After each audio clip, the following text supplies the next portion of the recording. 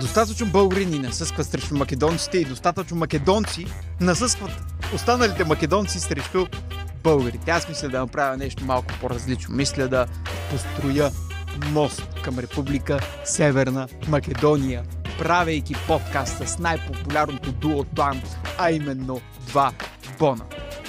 Почнахме да работиме во една фарма за цветја. Двамата. Да. Да извадиме пари, да можеме да...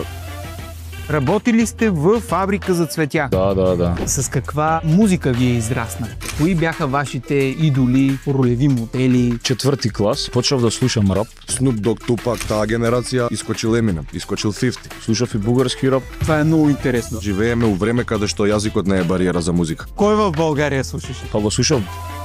Говорихме за трудните моменти. Тони, ти не си се измъкнал без дръскотини. Те са били свързани с тревожност. Збориме за анксиозноста. Буквално губев свест. Ме нося во болница. 4 месеца паник атаки. Не.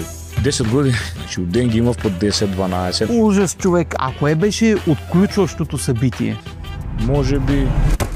Как се запознахте с Кристо? Как въобще стана връзката? Тоа беше 2014, да. Он имаше концерт у Скопје. Сериозно? 2500 луѓе, да. Чудовищно. Как въобще тръгнахте в посока създаване на музика? После тоа му бевме...